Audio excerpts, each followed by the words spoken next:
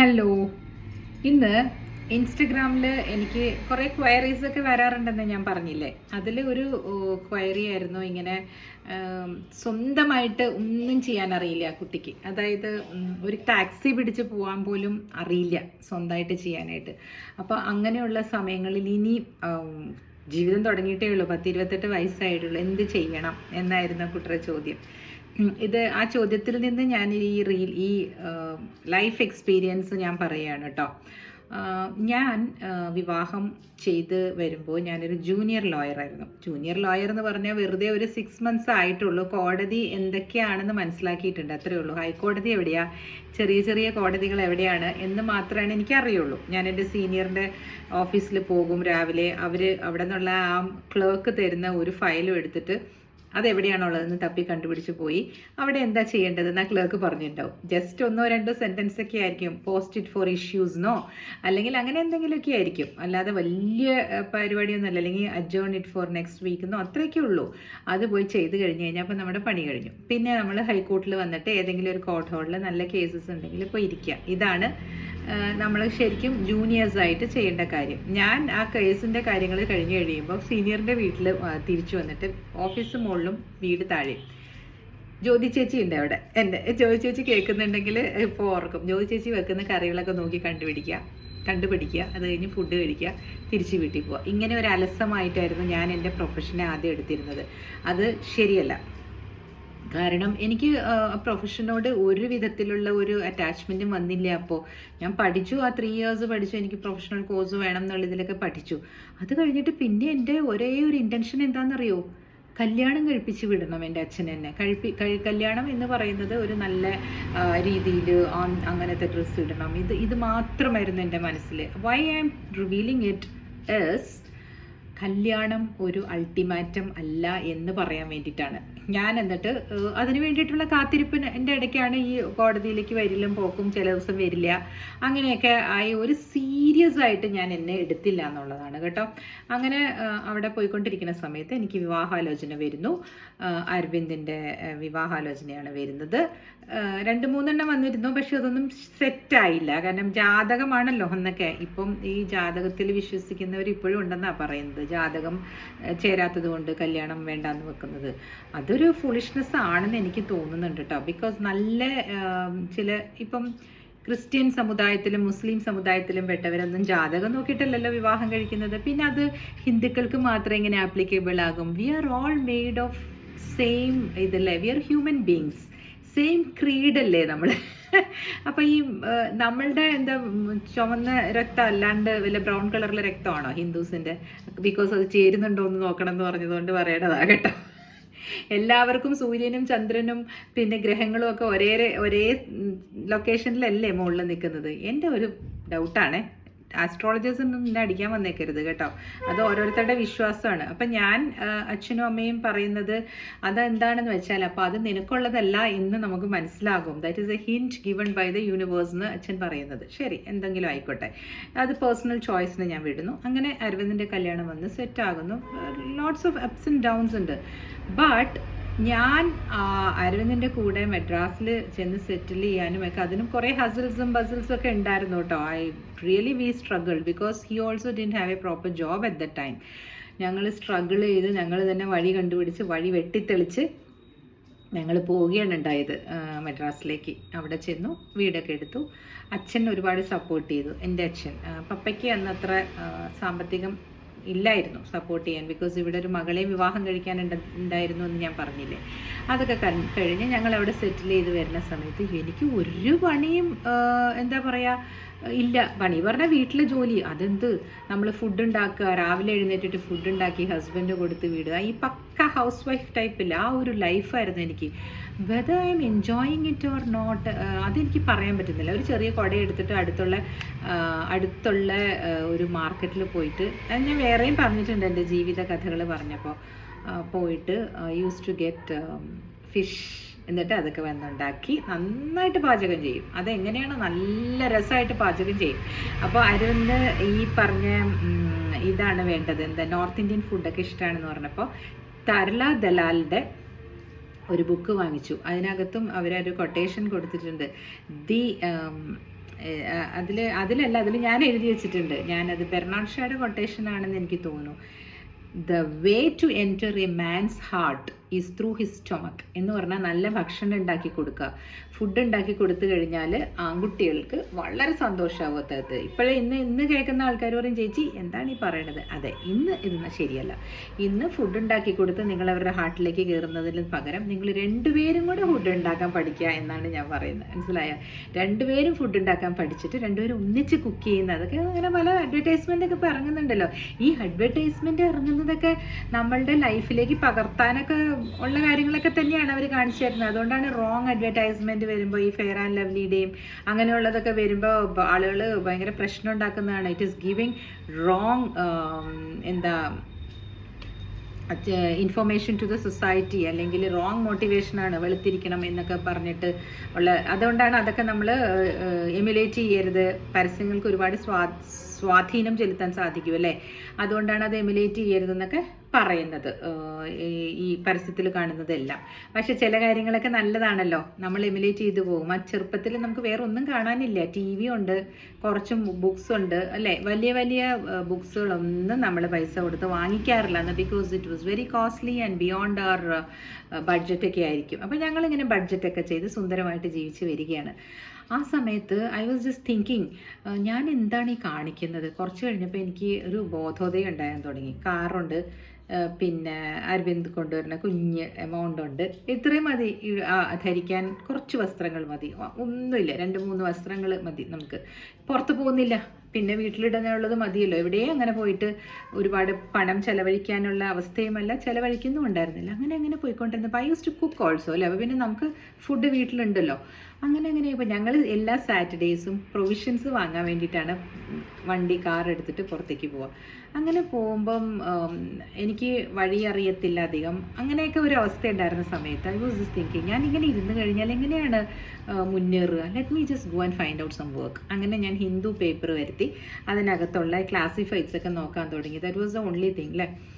അപ്പം ഞാൻ പോയിട്ട് ഒരു യൂറോ കാർസ് എന്ന് പറഞ്ഞിട്ട്, എനിക്ക് കാറുണ്ടല്ലോ, അപ്പം ഞാനത് ഓടിച്ച് ആ കാറിൻ്റെ അവിടെ ചെന്ന് ആ കാർസ് വാടകയ്ക്ക് കൊടുക്കുന്ന സ്ഥലത്താണ് ഞാൻ പോയിട്ട് അവിടെ ഒരു അഡ്മിനിസ്ട്രേറ്റീവ് ഓഫീസറിന് ആവശ്യമുണ്ട്. അതിലെവിടെയോ പറഞ്ഞിട്ടുണ്ടാവും കേട്ടോ, നിങ്ങൾ പഴയതെല്ലാം കാണാറില്ലല്ലോ. ഇപ്പോൾ വരുന്നവർ എൻ്റെ വീഡിയോസ് പുതിയതായിട്ടല്ലേ കാണുന്നത്. പഴയ വീഡിയോസൊക്കെ ഒന്ന് തപ്പി ഒന്ന് കാണണം. ചെറിയ വീഡിയോസ് അതൊക്കെ 7 മിനിറ്റ്സിൻ്റെ, അതിലൊക്കെ പല രസകരമായ കാര്യങ്ങളൊക്കെ ഞാൻ പങ്കുവച്ചിട്ടുണ്ട്. സോ അതിനകത്ത് ഇതിൽ ഞാൻ പറയുന്നത്, അവിടെ ചെന്നപ്പോൾ ഒരാൾ, അദ്ദേഹം അവിടുത്തെ ഒരു GM എന്തുവാണ്, അത്ര പ്രായമില്ല, എന്നാൽ ഓൾമോസ്റ്റ് ഒരു 40s ആയിരിക്കും. I was in my 20s. അവിടെ ചെന്നപ്പോൾ എൻ്റെ അടുത്ത് പറഞ്ഞു, you are a lawyer, what are you doing here? എൻ്റെ അടുത്ത് ചോദിക്കുക. അപ്പം ഞാൻ പറഞ്ഞു, I don't know anyone here, എനിക്ക് തമിഴ് അറിയത്തില്ല, ഒന്നും അറിയത്തില്ല. അയാൾ പറയണേ, ഒന്നും വേണ്ട, you just go to the high court, അവിടെ ചെല്ലുക, അവിടെ ഇഷ്ടംപോലെ ലോയേഴ്സ് ഉണ്ട്, അവരുടെ അടുത്ത് ആരെടുത്തെങ്കിലും ഒന്ന് റിക്വസ്റ്റ് ചെയ്യൂ, just take me as A junior എന്ന്. അപ്പോൾ ഞാൻ പറഞ്ഞു, നമുക്ക് ആളെ അറിയാതെ ആരും എടുക്കില്ല സാർ എന്നൊക്കെ പറഞ്ഞു, ഈ ജോലി ഞാൻ തരത്തില്ല, ഈ ജോലി തന്നാൽ താൻ ഇവിടെ ഇത് എന്ത് ചെയ്യാനാണ്? Why you have to waste your talent, you have a nice strong degree. അപ്പോൾ ഇവിടെ നമ്മൾ കേട്ടിരിക്കുന്നത് എന്ത് പഴങ്കഞ്ഞി വക്കീലന്മാരാണ് ഇവിടെ ഉള്ളത്, ദൈവമേ, എല്ലാ മരത്തിൻ്റെ അടിയിലും ഇങ്ങനെ വക്കീൽ, അങ്ങനെ താഴ്ത്തി പറയുന്നത് മാത്രമാണ് ഞാൻ കേട്ടിരിക്കുന്നത് കേട്ടോ. അത് ആ പോയിന്റിലേക്ക് ഞാൻ വരാം. അപ്പം എനിക്കും ഒരു എന്താ പറയുക, ഒരു വിശ്വാസം എന്നിൽ വരണ്ടേ, ഇത് ചെയ്ത് നമുക്ക് ജീവിക്കാൻ പറ്റുമെന്നുള്ളൊരു വിശ്വാസം വരണ്ടേ. അത് ആദ്യം തന്നത് ഈ ഇദ്ദേഹമാണ്. പേര് ഞാൻ മറന്നുപോയി. ആ ഒരു പ്രാവശ്യം ഞാൻ അയാളെ കണ്ടിട്ടുള്ളൂ, അദ്ദേഹത്തെ കണ്ടിട്ടുള്ളൂ. പക്ഷെ അന്ന് എനിക്ക് ഒരാളുണ്ടായിരുന്നു നമുക്ക് പറഞ്ഞു തരാനായിട്ട്, അല്ല, ഒരാൾ എവിടുന്നോ വന്നു, ഒരു ഗൈഡായിട്ട്. നിങ്ങൾ ഇവിടെ അല്ല ഇരിക്കേണ്ടത്, നിങ്ങൾ ലോയറായിട്ട് തന്നെ പോകണം എന്ന് പറഞ്ഞു തരാൻ ഒരാൾ, എൻ്റെ കണ്ണ് തുറപ്പിക്കാൻ. ബിക്കോസ് ഈ 24 വയസ്സിൽ എന്തറിയാം? ഒന്നും അറിഞ്ഞൂടാ, ഒരു ചുക്ക് അറിഞ്ഞൂടാ ആർക്കും, ഒരു മനുഷ്യർക്കും ഒരു ചുക്ക് അറിഞ്ഞൂടാ. പെൺകുട്ടികൾക്ക്, ആൺകുട്ടികൾക്കും അത്രയൊക്കെ തന്നെയാണ്. അവർ പിന്നെ ജോലിക്ക് പോകുന്നതുകൊണ്ട്, സമ്പാദിക്കുന്നത് കൊണ്ട് പിന്നെ കുറച്ചുകൂടെ ഒരു ലോക വിവരം അവർ ഉണ്ടാക്കിയെടുക്കുന്നുണ്ട്. ഈ പെൺകുട്ടികൾ അടുക്കളയിൽ കഞ്ഞിയും കറിയും വെക്കുന്ന നല്ലതെന്നുള്ളൊരു ഇതിലാണ് ഞാനൊക്കെ ആ സമയത്ത് കേട്ടോ. അത് മാത്രമല്ല, I have gone for training, cooking ട്രെയിനിങ്ങിനൊക്കെ ഞാൻ പോയിട്ടുണ്ട്, അറിയോ, ടു ഗ്രൂം മൈസെൽഫ്. പക്ഷെ അതെല്ലാം നല്ലത് തന്നെയാണ് കേട്ടോ, അതെല്ലാവരും ചെയ്യണം, അത് തെറ്റാന്നല്ല ഞാൻ പറഞ്ഞു തന്നെ. അത് മാത്രമല്ല എന്ന് ഞാൻ പറയുകയായിരുന്നു. അതായത് വിവാഹം പണത്തിനെ മാത്രം ലക്ഷ്യമാക്കിക്കൊണ്ടുള്ള ഒരു മുന്നേറ്റമല്ലേ, ഒരിക്കലും ഇന്നത്തെ കാലത്ത് ആരും ചെയ്യുന്നുണ്ടാവില്ല. പണ്ട് അങ്ങനെ ആയിരുന്നു എന്നാണ് ഞാൻ പറഞ്ഞു വരുന്നത്. ഇന്നത്തെ കുട്ടികൾക്ക് അങ്ങനെ വളരെ ചുരുക്കം പേർക്ക് അങ്ങനെ ഞാൻ കണ്ടിട്ടുള്ളൂ അങ്ങനെ ഒരു narrative. Just go and settle down in someone's house as A house wife, as A rich man's wife, അങ്ങനെയൊക്കെ പറയുന്നത് വളരെ ചുരുക്കമേ ഉള്ളൂ. റിച്ച് മാൻസ് വൈഫും ഇപ്പോൾ വളരെയധികം ജോലികൾ ചെയ്യുന്നുണ്ട് അല്ലേ. ഫോർ എക്സാമ്പിൾ നീത അംബാനി, അവരെന്തൊക്കെയാണ് ചെയ്തു കൂട്ടുന്നത്. ഫിലൻത്രോപ്പിസ്റ്റ് ആണല്ലേ അവർ പല പല കാര്യങ്ങളിൽ ഇൻവോൾവ് ആണ്. രാവിലെ നേരം വെളുത്ത് അവർക്ക് ഓരോരോ കാര്യങ്ങളുണ്ടാവും അല്ലേ ചെയ്യാനായിട്ട്. അതേപോലെ തന്നെ സുധാമൂർത്തി, ഇവരെയൊക്കെ നോക്കൂ, അവരൊക്കെ റിച്ച് ആൾക്കാരുടെ ഭാര്യമാരല്ലേ. അവർക്കും വെറുതെ നടന്നാൽ പോലെ, ജസ്റ്റ് ഡോണ്ട് ഡു എനിത്തിങ്, അങ്ങനെയല്ലല്ലോ. They are doing multiple things. അപ്പോൾ കല്യാണം എന്ന് പറയുന്ന ഒരു പ്രോസസ്സിലേക്ക് നമ്മൾ പോവുകയാണെങ്കിൽ പോലും you should make clear that you have to complete your studies. Just graduation മാത്രമുള്ളവർ അങ്ങനെയാണെങ്കിൽ അതിനനുസരിച്ചുള്ള കുഞ്ഞു ജോലിക്ക് പോയിട്ട് അതിൽ നമ്മൾ ഈഗോ കാണാതെ പോയിട്ട് അവിടെ ഇരുന്നിട്ട് നിങ്ങൾക്ക് ലോ പഠിക്കണോ അല്ലെങ്കിൽ MBA പഠിക്കണോ അതൊക്കെ നിങ്ങൾ തന്നെ ചൂസ് ചെയ്യണം, ചെയ്യുകയും വേണം. കുട്ടികളായി പ്രഗ്നൻ്റ് ആകുന്നു എന്നൊക്കെ പറഞ്ഞ് അത് മാറ്റി വെക്കുകയും ചെയ്യരുത്. പ്രഗ്നൻസിയുടെ സമയത്തും നമുക്ക് ചെയ്യാവുന്ന കാര്യങ്ങളൊക്കെ ഉള്ളൂ. ഇതെന്നാണ് കേട്ടോ ഞാൻ പറഞ്ഞു വരുന്നത്. അങ്ങനെ കഴിഞ്ഞു. ഞാൻ പിന്നെ ആ ജോലി കിട്ടിയില്ല എന്നുള്ളത് എനിക്ക് മനസ്സിലായി. ഞാൻ തിരിച്ചു വന്നു. പിന്നെ ശരി നോക്കാം എന്ന് പറഞ്ഞ് ഇരിക്കുമ്പോഴേക്കും അടുത്ത മാസം ഐ എം ബിക്കമിങ് പ്രഗ്നൻറ്റ്. പിന്നെ ഞാനങ്ങ് അതിൻ്റെ ഒരു പുറകിലായിരുന്നു. പിന്നെ ഞാൻ വിചാരിച്ചില്ല, ഇനി ഒന്നും ചിന്തിക്കുന്നില്ല, ജസ്റ്റ് ഈ വയറ്റിലുള്ള കുഞ്ഞിനെ പറ്റി മാത്രം ചിന്ത. അങ്ങനെ ഞാൻ ആ സമയം വേസ്റ്റ് ചെയ്ത് വിട്ടു. എല്ലാം കഴിഞ്ഞിട്ട് പിന്നെയല്ലേ വലിയ അതിമോഹങ്ങളും ആഗ്രഹങ്ങളും ഒന്നും ഇല്ലാതെ പോകുന്ന സമയത്ത് കുട്ടീനെ വളർത്താനും കുഞ്ഞുണ്ടായി, വീട്ടിൽ തിരിച്ചു വന്നു. അമ്മ എല്ലാ ഹെൽപ്പും ചെയ്തു വന്നു. അത് കഴിഞ്ഞ് പിന്നെ ഒരു 5 months ഒക്കെ കഴിഞ്ഞ് ഞാൻ പിന്നെയും തിരിച്ചു വരികയാണ് മദ്രാസിലേക്ക്. വന്നു കഴിഞ്ഞപ്പോൾ ഈ കുട്ടിയുടെ കാര്യങ്ങളിൽ കുറേയൊക്കെ അങ്ങനെ പോയി എങ്കിലും ഞാൻ എൻ്റെ ജീവിതം അങ്ങോട്ട് ഉത്കൃഷ്ടമാകുന്നില്ല. ജസ്റ്റ് ആ 1 bedroom ജസ്റ്റ് ആ 1 bedroom ഇതിൽ വളരെ സിംപ്ലസ്റ്റ് ആയിട്ടുള്ള മോഡസ്റ്റ് ആയിട്ടുള്ള ലൈഫിൽ ഞാൻ പോയിക്കൊണ്ടിരിക്കുമ്പോൾ എൻ്റെ സീനിയർ അവിടെ വന്നു. പണ്ട് മദ്രാസ് ഞാൻ പറഞ്ഞില്ലേ ജ്യോതി ചേച്ചി എന്ന് പറഞ്ഞില്ലേ, ആ ചേച്ചിയും അവരുടെ വൈഫ്, ചേച്ചി വന്നിട്ട് അദ്ദേഹത്തിൻ്റെ വൈഫ്, സീനിയർ സുരേന്ദ്രൻ സാറും പിന്നെ ജ്യോതി ചേച്ചിയും അവിടെ വന്നു.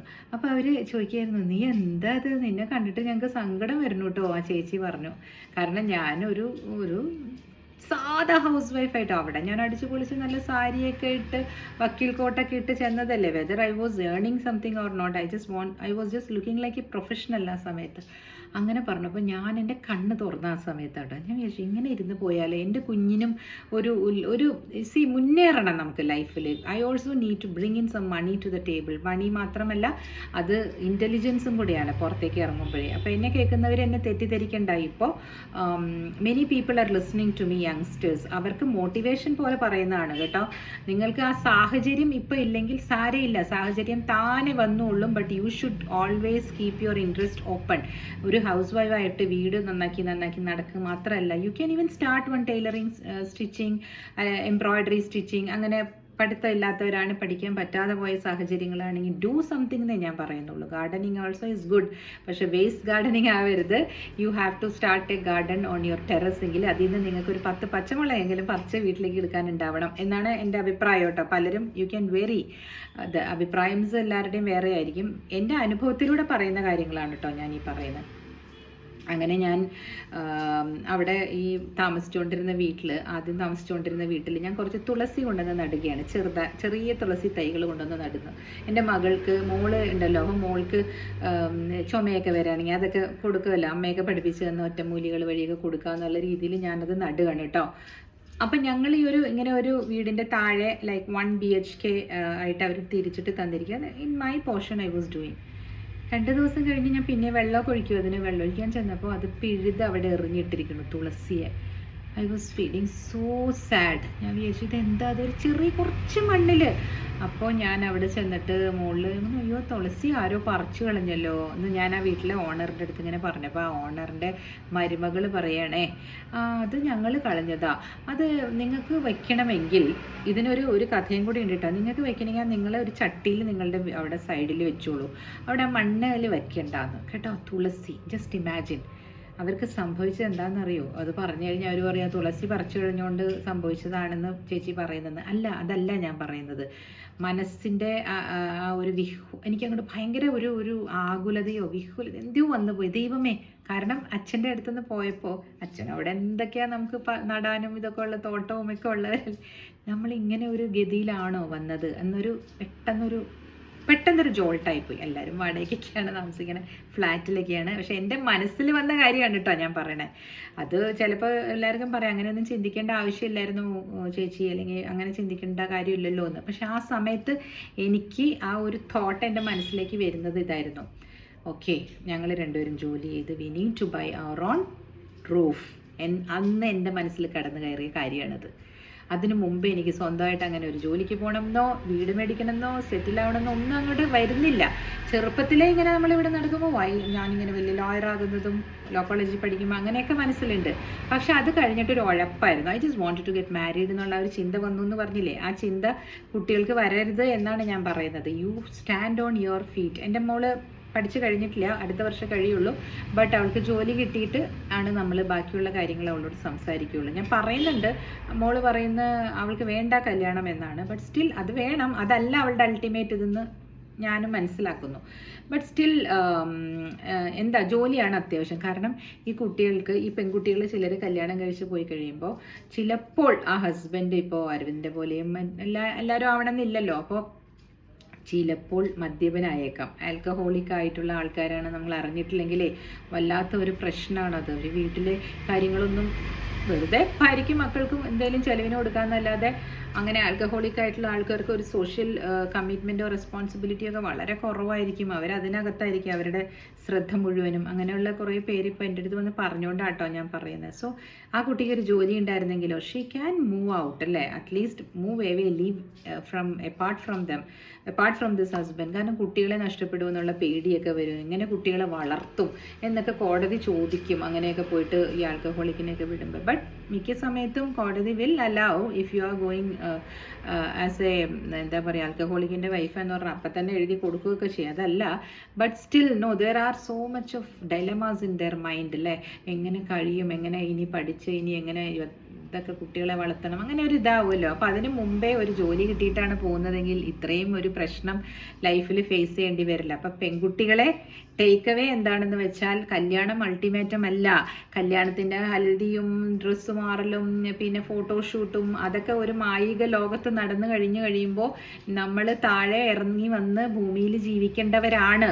അത് കഴിയണ സമയത്ത് what will you have in your hand എന്ന് ആലോചിക്കണം. അപ്പോൾ ഈ മായിക പ്രപഞ്ചം ഉണ്ടാക്കുന്നതിന് മുമ്പേ നിങ്ങൾക്ക് എന്താണ് വേണ്ടതെന്ന് മാതാപിതാക്കളും ദൈവത്തെ ഓർത്ത് you should also ask your fiance or your would be, ഏത് ലിംഗത്തിൽപ്പെട്ടവരാണെങ്കിലും, അതായത് പെൺകുട്ടികളാണെങ്കിൽ you have to just discuss with your would be and ask him what is that you like.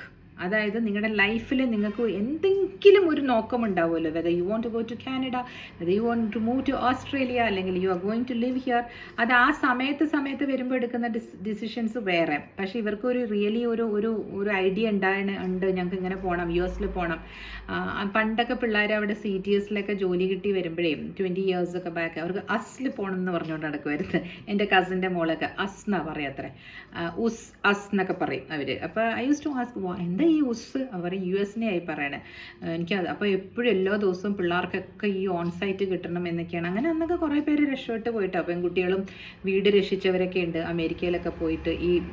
ഈ സോഫ്റ്റ്വെയർ വിപ്ലവത്തിൻ്റെ ഇടയ്ക്ക് അതൊരു സമയമായിരുന്നു. ഇപ്പം അങ്ങനെയല്ലല്ലോ. ഇപ്പോൾ ഒരു ഡിഗ്രി എന്ന് പറഞ്ഞാൽ, അപ്പോൾ അന്ന് ഒരു BTech എന്ന് പറഞ്ഞാൽ എല്ലാവരും അങ്ങ് കയറി അങ്ങ് എടുക്കാനും തുടങ്ങി. സോ അതിൻ്റെ ഇടയിൽ രക്ഷപ്പെട്ടവർ കുറേ പേരുണ്ട്, രക്ഷപ്പെടാത്തവരും ഉണ്ട് ഇപ്പോൾ.